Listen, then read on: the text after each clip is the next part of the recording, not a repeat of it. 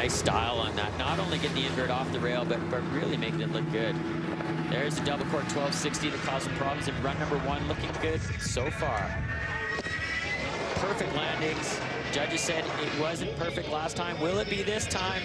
Oh, so far so good. Will he finish it with a triple? One, two. And he's done it, Uncle Lee. Yep. That is going to take first place. That has to. There was. Back on Meyer Sports of All Sorts, very special edition tonight as the Winter Games come to a close. We've never had an Olympic family with us before. Chris and Linda Gepper and their children Jason, Casey, and Brady. I knew I was going to do that one time. Represent a first for JC, like J.C. Penney here. You guys have had a really pretty cool chance. You've gone to Aspen and went to Sochi. Tell me a little bit about the trip to Sochi, the good parts about it, the difficult parts about it. The good part is that it was pretty easy to find your way around because under all of the Russian signs, they had English. So it was really easy to find your way around. And the trains were, after they said something in Russian, they said something in English.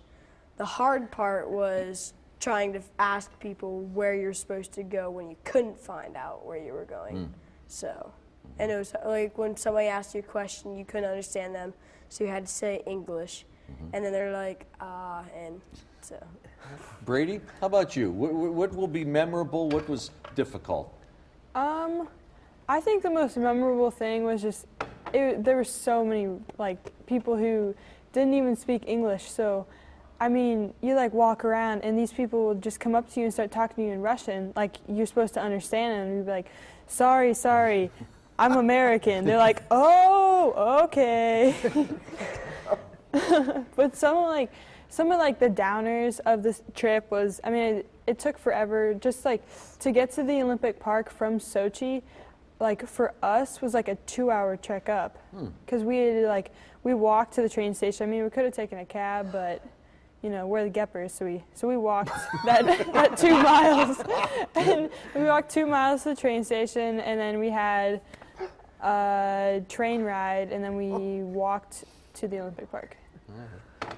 You had told me though before you left, the thing you weren't looking forward to was the plane trip. Was that as difficult as you thought it would be? Yeah, it was pretty difficult. I mean, there was little TVs on the chairs in front of you that you could watch movies the whole time, which was nice because I'm not a big sleeper on the plane. But I mean, you would think going over there, because you start in America and you're going to Russia, they might have some American food on there, but they didn't. Right. And the food was just weird. It was not very good. Casey, it sounds like you kept busy. What did you like best about then? What did you say, I could leave that behind? Well, the best part was that even though I was so busy, the P&G house was there, so we could, take that 2.5 hour trip up to Sochi, or to Adler, where the Olympic Park was, and as soon as we got there, if we had a couple hours to kill before an event, we could all go, if we were really tired, go sleep on the bean bags that were at the P&G house, or we could all charge our phones or eat, because we didn't want to eat on the cruise ship because the food was weird.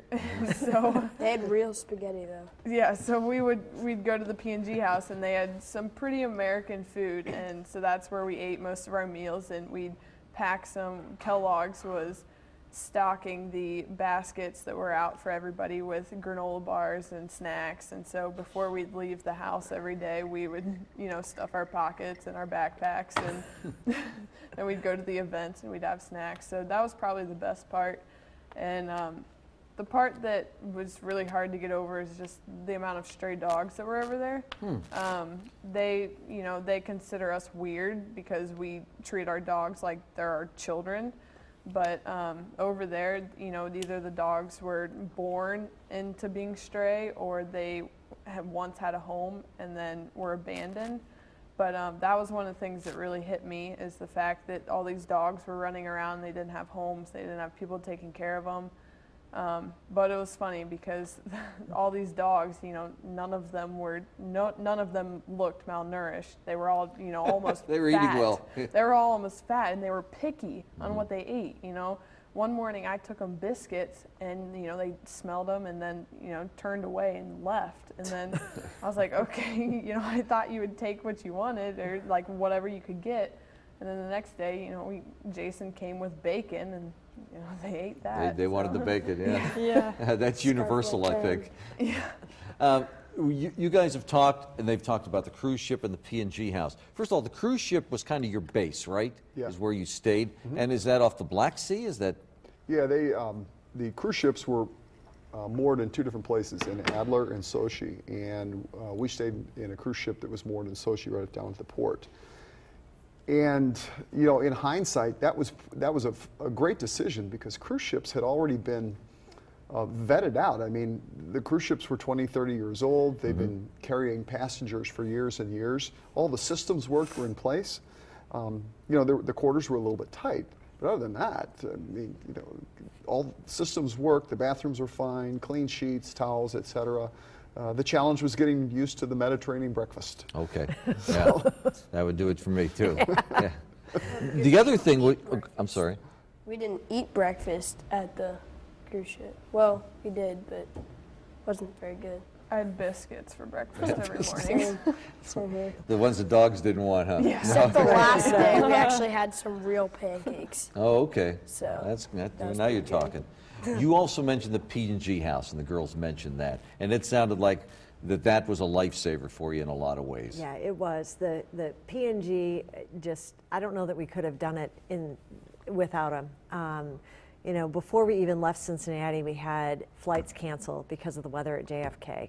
And all I had to do was call P&G. In fact, they were at the airport helping us from you know, before we even left on the trip. They helped us through the trip. They helped us when we were over there. Anytime there was any kind of a snafu in technology or transportation or where we were going to stay or any problem at all, they were right there. They provided this family home, so we were able to rest there and eat there, and there was incredible camaraderie, not only with other athletes' parents, but also amongst the P&G people. You know, there was always a hug to be given, or a great job, or you know, what else can we do for you? It was their mission to make sure that life was as easy as possible for us, so that we could really enjoy Nick's event, and so that Nick would know that his family was being well taken care of, so he didn't have to worry at all about us. So it was just an amazing gift that was given to us by them. And they also had tickets available. So I'd had a family emergency with my mom before we left, so I hadn't been able to kind of put the icing on the cake with the trip. I was going to purchase some tickets and never had the opportunity to do that. But P&G came through with some event tickets, so we were able to attend some hockey games and some slope style events and some moguls, and you know, we were all able to go to opening ceremony. And you know, I never in my wildest dreams figured that we were going to be able to get to events. I figured it was going to be Nick's event and a lot of cheering from the P&G house. So it was just an amazing opportunity. Okay, one more break. We have a lot of things here I want to show you. We're going to spend a few more minutes with the Gepper family. But first, Nick brought his, right after his bronze medal effort last week, talking about winning and being with two American teammates, Josh Christensen and Gus Kenworthy. Yeah, I've had a great season up until now, and to cap it off with a medal at the Olympics is a dream come true. And to share the podium with two of my best friends right next to me is an awesome way to showcase free skiing to the world and represent our sport in a good light. And I think today was one of the most insane competitions that we've ever had, and I'm really excited to see the aftermath of all this awesomeness.